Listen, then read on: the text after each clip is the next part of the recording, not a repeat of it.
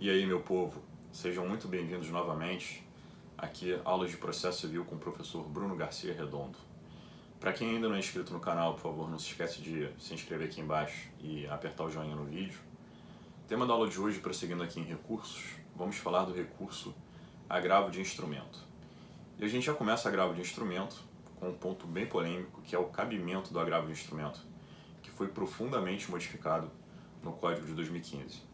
E da mesma maneira que nos meus vídeos de apelação eu tive que explicar um pouquinho e fazer um paralelo às vezes da apelação com o agravo, aqui novamente agora no vídeo de agravo, às vezes eu vou ter que lembrar um pouquinho como é que é a questão do cabimento da apelação. Porque no Código de 2015 a gente tem uma ligação muito forte entre cabimento de apelação e agravo. Quando eu falo ligação forte não quer dizer que sejam hipóteses de cabimento semelhantes, mas a gente tem ali um paralelismo muito interessante.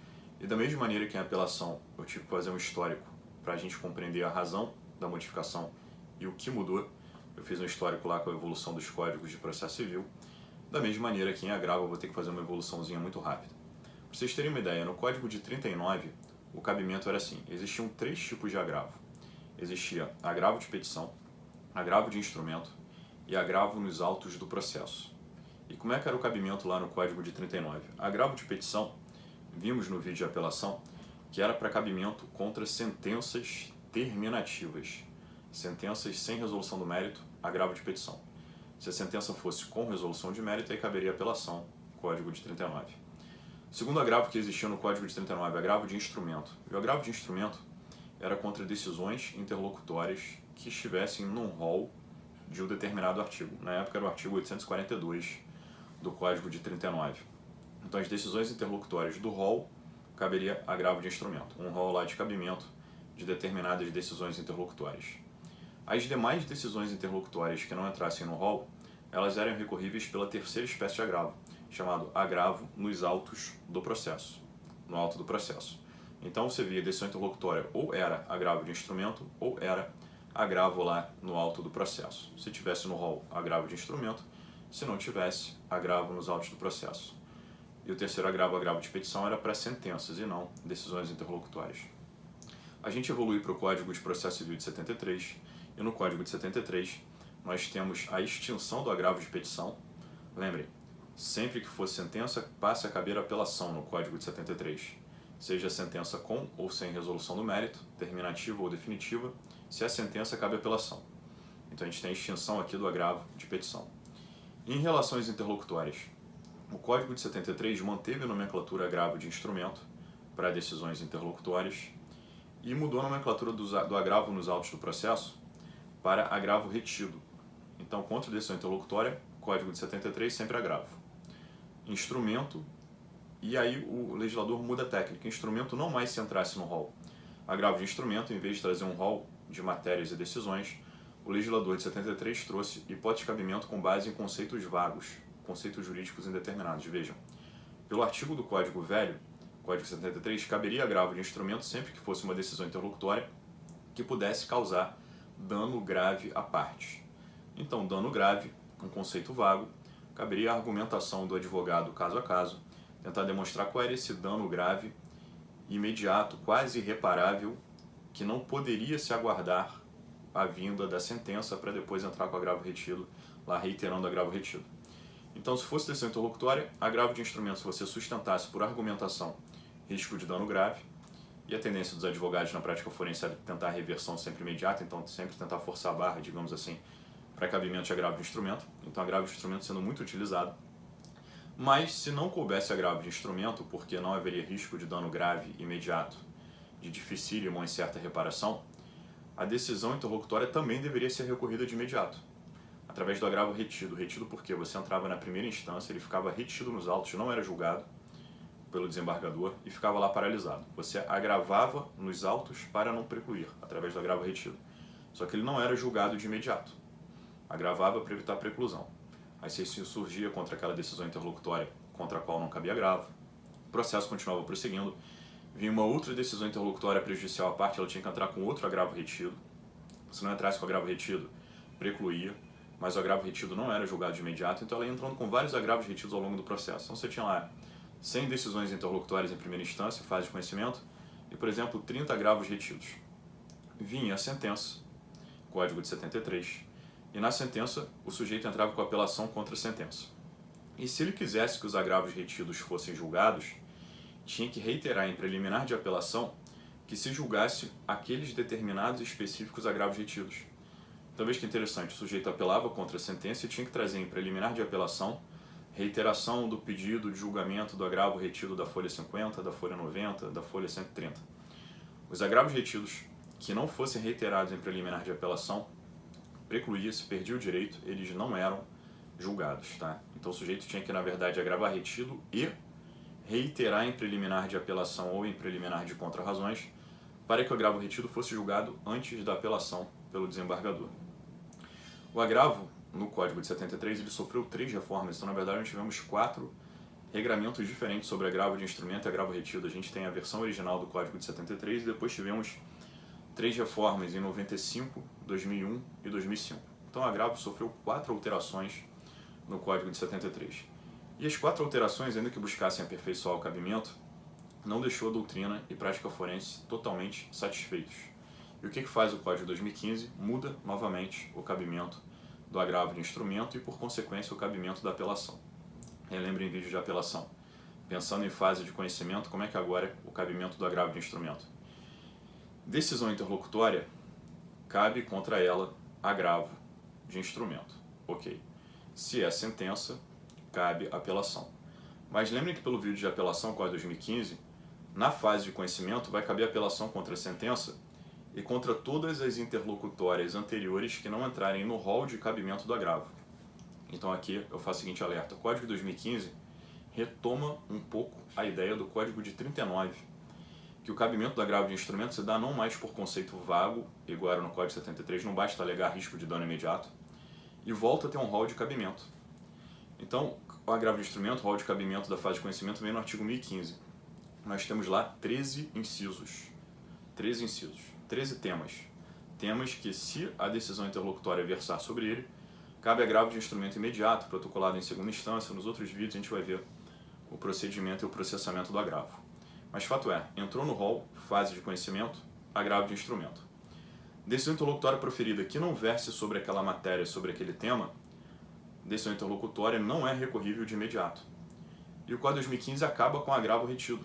Você não tem mais que fazer aquela petição para evitar a preclusão recursal. Acaba com agravo retido, então o sujeito não recorre de imediato. E aquela decisão ela é recorrível somente ao final, por apelação ou contrarrazões.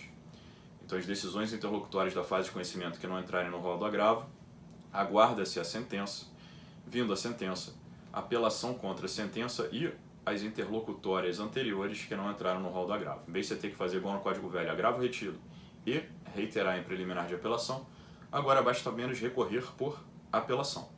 Na preliminar da apelação, você já recorre da interlocutória anterior. Se o sujeito for ganhador da sentença, ele aguarda, o adversário apela, e aí nas contrarrazões da apelação, ele defende porque a sentença não deve ser modificada, e lembre, meu vídeo de apelação, nas contrarrazões recorre contra todas as interlocutórias anteriores da fase de conhecimento que não entrarem no rol do agravo de instrumento. Então vejam, acaba-se o agravo retido, mantém-se o agravo de instrumento, mudando a hipótese de cabimento dele, não é mais por conceito jurídico indeterminado, e sim agora um rol que vai gerar uma polêmica se ele é taxativo, mitigado, exemplificativo, o quanto você pode fazer de extensão nas matérias que vêm lá nos 13 incisos. Então o cabimento mudou muito, essa evolução é importante para a gente ver que sempre a gente tem que analisar que o legislador vai tentando, através de tentativa e erro, né, praticamente um método empírico aí, vendo que dá certo e errado e vai tentando mudar o cabimento do agravo de instrumento. E o curioso é o seguinte, interlocutores e cabimento de agravo de instrumento, a gente vai ter que dividir o 1015 em incisos e parágrafo único. Já antecipo e daqui a pouco eu vou reiterar. O rol de 13 incisos é só das interlocutores da fase de conhecimento, de petição inicial até a sentença. Todas as interlocutores da fase de liquidação e todas as interlocutores da execução, seja cumprimento de sentença, título executivo judicial, ou seja execução do título extra, todas as interlocutores de liquidação, execução e processo de procedimento especial de inventário, todas cabem agravo de instrumento. Então a gente tem, e eu falei isso um pouquinho quando a gente viu teoria geral de recursos, a gente tem uma possível ali recorribilidade imediata, moderada ou não. Na fase de conhecimento, recorribilidade imediata ela é moderada. As que entrarem no rol do agravo são recorríveis de imediato. As que não entrarem no rol do agravo não são recorríveis de imediato por agravo, são recorríveis depois por apelação ou contra-razões. Já decisões interlocutórias todas de liquidação, todas de execução, todas de inventário, 100% delas recorríveis de imediato por agravo de instrumento. E aí o fundamento não são os incisos do 1015, mas o parágrafo único do artigo 1015 que fala todas as decisões de liquidação, de execução e de inventário, contra elas todas cabe sempre agravo de instrumento imediato. Por quê? Porque seria incompatível procedimentalmente pensar em não recorrer de imediato e ter sentença, aí na apelação reformar tudo, retroagir tudo de novo, enfim. Essa retroatividade seria meio incompatível com as fases de liquidação e execução. Vamos analisar então o rol de cabimento, os incisos lá, pelo menos do agravo de instrumento na fase de conhecimento, e daqui a pouquinho eu reitero o parágrafo único do 1015. Então, cabimento, artigo 1015 do CPC. Decisões interlocutórias da fase de conhecimento. Vamos lá. Inciso 1. Decisão interlocutória que versar sobre tutela provisória. Uma decisão interlocutória deu tutela provisória, seja de urgência, antecipada ou cautelar, seja da evidência, lembre, tutela provisória, artigos 294 a 311, sempre cabe agravo de instrumento contra essa decisão. Porém, se a tutela provisória for concedida na sentença, lembre meu vídeo de sentença, 2 artigos lá de apelação dizem, se for concedida na sentença, cabe a apelação e não agravo. Então, versou sobre tutela provisória em decisão interlocutória, cabe agravo de instrumento. Versou sobre tutela provisória na sentença, cabe a apelação. Inciso 2. Quando a decisão interlocutória versar sobre mérito do processo. Em outras palavras, quando ela versar sobre pedido ou sobre direito material. É uma decisão interlocutória que decide um pedido mesmo, não um requerimento processual, mas um pedido, ou versa sobre direito material, essa interlocutória, contra ela cabe agravo de instrumento. Exemplo. Uma decisão interlocutória que o juiz, por exemplo, no saneamento, diga lá que rejeita a alegação de prescrição ou decadência. Ele nunca mais vai voltar a falar do tema. Se ele nunca mais vai voltar a falar do tema prescrição ou decadência que ele rejeitou e o processo vai seguir para a sentença, agravo de instrumento imediato, por exemplo, aquela que rejeita prescrição ou decadência. Doutrina já defende assim, o STJ já tem precedentes pós-Código de 2015 que reconhece o cabimento de agravo de instrumento. Também aquelas decisões chamadas de parciais de mérito. Por exemplo, a decisão do artigo 356. O juiz faz um julgamento antecipado parcial de mérito, artigo 356.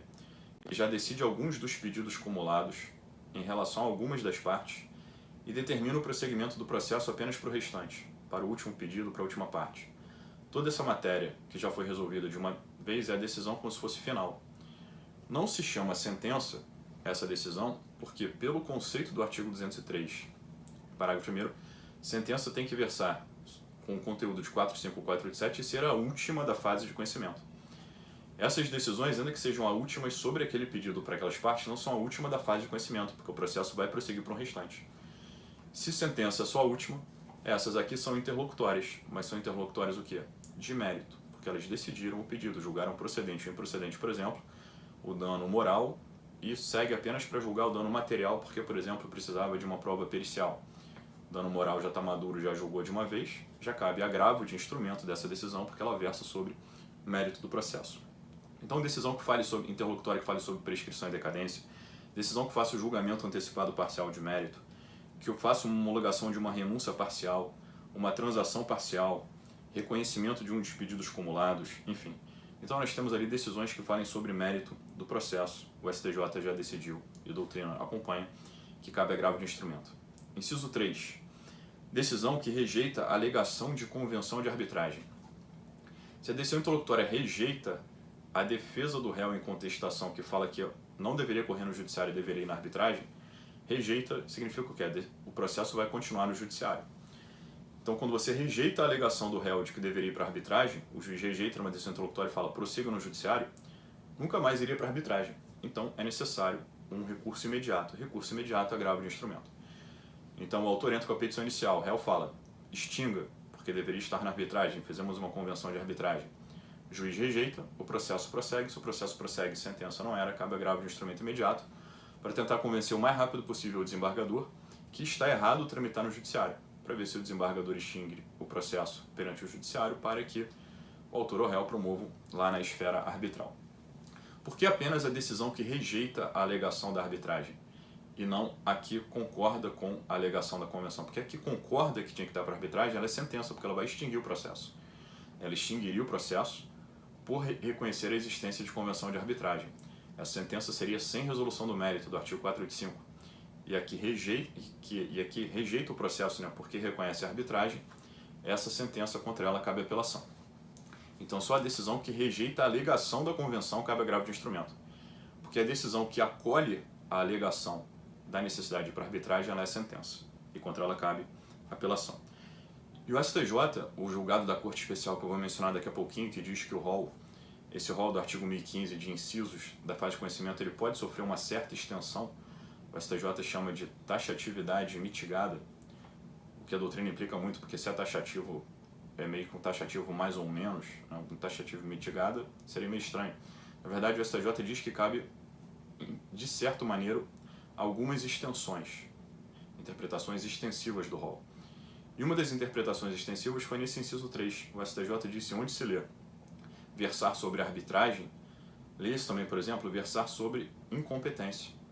Decisão do juiz, por exemplo, que rejeita uma alegação de incompetência absoluta, ou uma alegação de incompetência relativa. Incompetência não é arbitragem, você não iria para arbitragem, mas iria, por exemplo, para o juízo correto. Então, a decisão do juiz que rejeita uma tese sobre incompetência, seja absoluta ou relativa, essa decisão é agravável por analogia, interpretação extensiva, no inciso 3, segundo a STJ. Inciso 4. Decisão que fale sobre incidente de desconsideração da personalidade jurídica.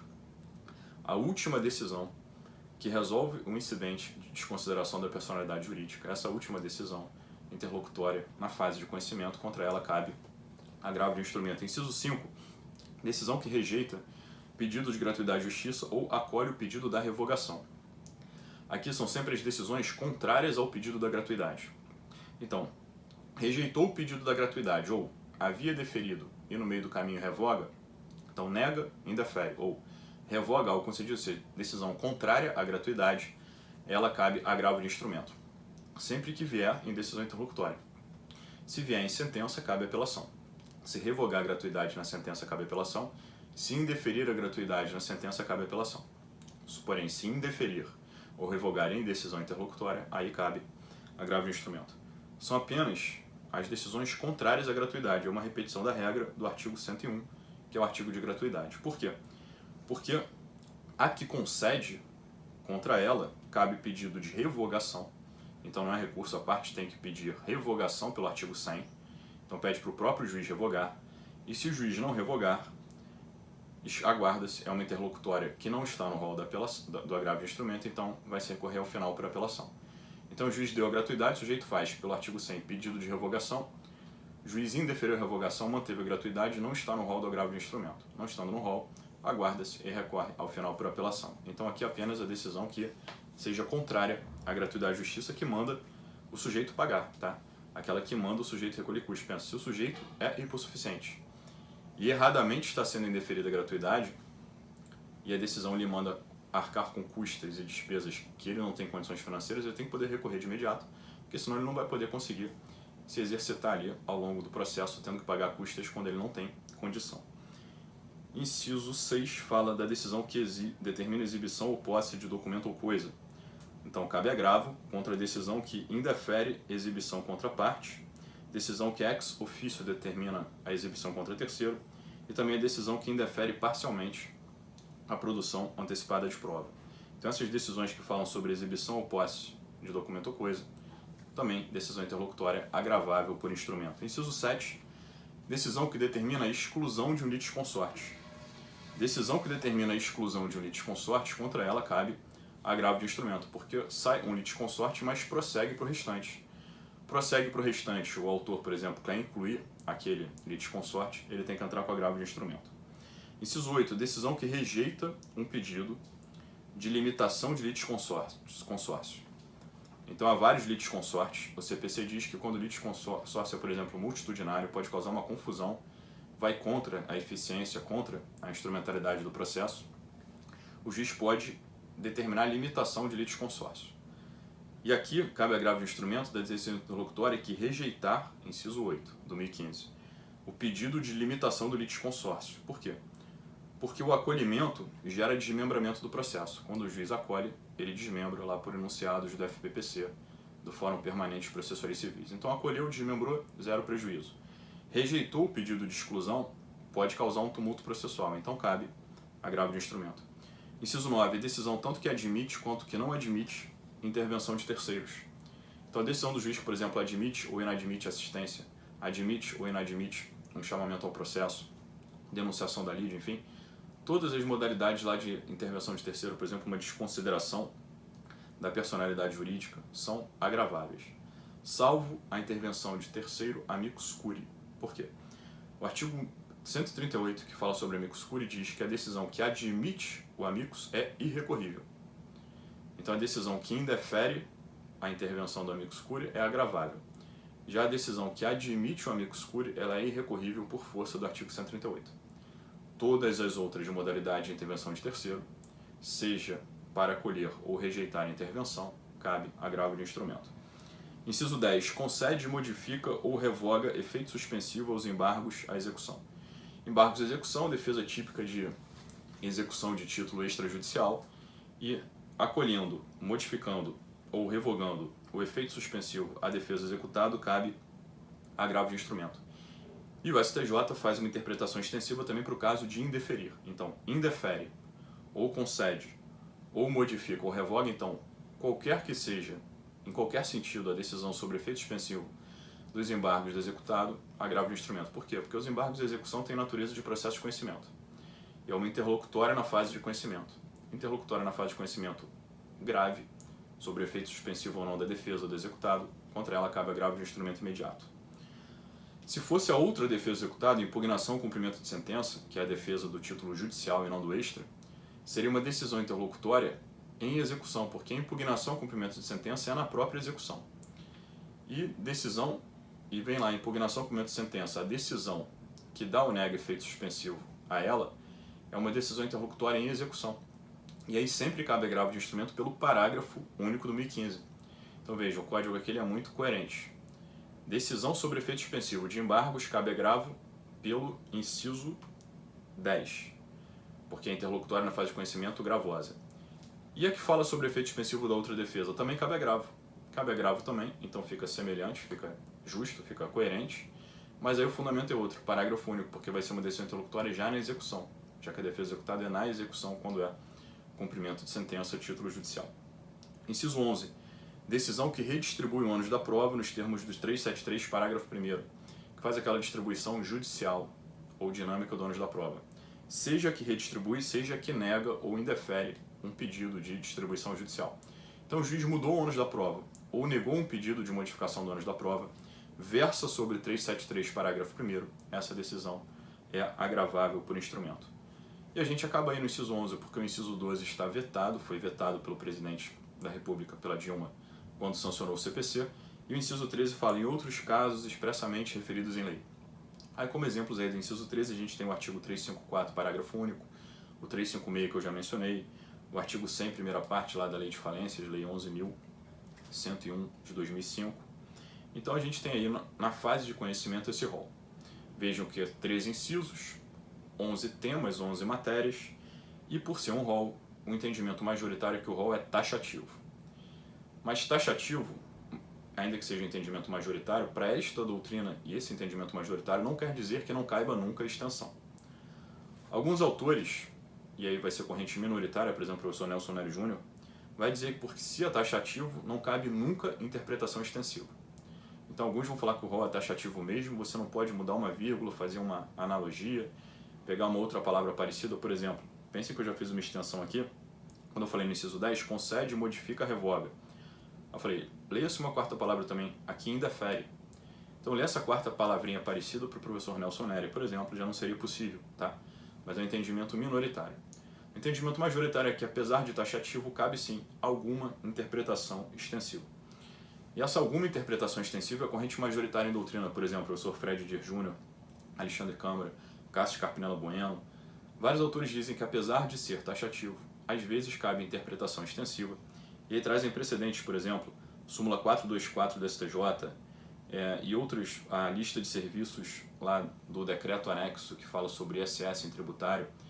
Então existem rols que parecem ser taxativos, mas você pode fazer uma interpretação extensiva na horizontal. Você pode pegar aquela hipótese do inciso e, versando sobre o mesmo tema de alguma outra maneira semelhante, você faz uma extensão na horizontal. Então, prega-se majoritariamente em doutrina que você não vai pensar uma hipótese totalmente diferente. A doutrina prega que o rol é taxativo, mas você pode fazer uma extensão na horizontal para situações assemelhadas, onde existe a mesma razão, existe o mesmo direito, existe um brocardo que se chama ubi idem ratio, ibi idem jus, onde há a mesma lógica, a mesma razão, o mesmo sentido, você estende. Então, por exemplo, leia-se lá no inciso 3, convenção de arbitragem, que é para ver onde o processo tem que ficar, leia-se competência, uma extensão razoável. Leia-se lá no inciso 10, embargos, que indefere também, além de conceder, negar, modificar. Você tem lá, por exemplo, o inciso do ônus da prova, que fala o que acolhe e faz a redistribuição, leia também o que nega. Então você faz essa extensão na horizontal. Só que o STJ, em vez de apenas pregar a extensão na horizontal, ele falou num recurso repetitivo, recurso especial repetitivo que julgou o tema 988, que é o RESP julgado pela Corte Especial, recurso especial 1.704.520 do Mato Grosso, julgado pelo regime repetitivo, então é a palavra final da Corte que dá a palavra final sobre a lei federal, num acórdão que é vinculante, que o acórdão do recurso especial repetitivo ele gera um precedente vinculante. O STJ entendeu que o rol é de uma taxatividade mitigada. Então é taxativo, mas cabe uma interpretação extensiva. E cabe uma interpretação extensiva não apenas no horizontal, às vezes na vertical também. Às vezes pensando numa 14ª situação, diferente das outras 13. Quando diz o STJ lá na parte 6 da emenda. Olhem só. Assim, nos termos do artigo 1036 seguinte do CPC, fixa-se a seguinte tese jurídica. E aqui vem a ratio decidendi vinculante do precedente. O rol do artigo 1015 do CPC é de taxatividade mitigada. Por isso admite interposição de agravo de instrumento quando verificada a urgência decorrente da inutilidade do julgamento da questão no recurso de apelação. Então, cabe em outras hipóteses quando houver urgência. Então fala que você tem que ir lá um 14º inciso. 14º inciso é quando houver uma urgência decorrente de ser inútil julgar a questão, inútil do ponto de vista processual ou substancial, inútil julgar a questão depois. Então, basicamente, você pode pensar que é mais ou menos o que falava o Código 73, um risco de dano imediato. Um risco seria dano imediato porque seria inútil julgar depois. Quando houver, por exemplo, um risco de irreversibilidade da questão, a decisão puder criar um fato consumado, que você não pode mudar depois. Então, qualquer outra decisão que falar sobre qualquer outro tema que gere um risco de um fato consumado, risco de irreversibilidade fático-jurídica, um risco de inutilidade de se voltar ao tema depois em apelação, ou seja, exigir, então, resumindo, sempre que exigir uma impugnação imediata, cabe agravo de instrumento. Alguns autores chegam a essa mesma conclusão, mas não criando como se fosse um 14º inciso. Alguns autores pregam a extensão pelo parágrafo. E alguns autores falam assim, isso é o que justifica o parágrafo único. E aí eu já falo aqui do parágrafo único cabimento. O parágrafo único fala, quando não for fase de conhecimento, quando for decisão interlocutória em liquidação, em execução, em inventário, cabe sempre agravo de instrumento. E o que justifica caber sempre agravo de instrumento em todas as decisões de liquidação, execução e inventário? É basicamente uma inutilidade posterior da apelação. É basicamente o fato de criar um fato consumado, ou então a apelação ao final ser procedimentalmente incompatível com o rito. Então, o STJ diz que é uma taxatividade mitigada, ou qualquer outra hipótese, se houver um risco de dano imediato, irreversível, incompatível, inútil, fato consumado, alguns autores chegam à mesma conclusão fazendo uma extensão no parágrafo único. Parágrafo único, então, para alguns autores é que caberia essa extensão decisões de liquidação, execução e inventário, e também as de conhecimento, que pelas razões que cabe sempre agravo em liquidação, execução e inventário, também as de conhecimento quando houver a mesma razão de ser, que é basicamente a incompatibilidade procedimental futura da apelação. Não fazia sentido recorrer dessa matéria depois por apelação, ou seja, quando ela exigir uma impugnação imediata. Esse é o entendimento majoritário hoje em dia, porque é um entendimento do STJ que criou essa taxatividade aí mitigada do artigo 1015. Sobre o parágrafo único, fase de liquidação, a gente tem um entendimento unânime de que as decisões interlocutórias ao longo da fase de liquidação sempre cabem contra elas agravo de instrumento. E a decisão final da liquidação, para a doutrina, é sempre sentença. Então, as decisões interlocutórias da liquidação, contra elas cabe agravo de instrumento, e a decisão final da liquidação é a decisão que encerra a fase de conhecimento ou fase de liquidação. E para a doutrina é sentença pelo artigo 203, parágrafo 1º. Então, a última decisão aqui encerra a liquidação é sentença para a doutrina. E na execução, todas as interlocutórias da execução, seja cumprimento de sentença, título judicial, seja execução do título extra, também contra todas elas cabe agravo de instrumento, salvo a última decisão, a que extingue e encerra totalmente a execução, que ela é a sentença. E a sentença, a decisão final que extingue toda a execução, por ser sentença, também pelo 203, parágrafo 1º, contra ela cabe a apelação. Então, as decisões interlocutórias ao longo da execução, decisão interlocutória cabe agravo de instrumento, a última é sentença e contra a última cabe apelação. Vou fracionar o vídeo aqui para não ficar muito longo, a gente retorna ao tema do agravo aqui no vídeo seguinte. Por favor, se inscrevam, curtam, até daqui a pouquinho.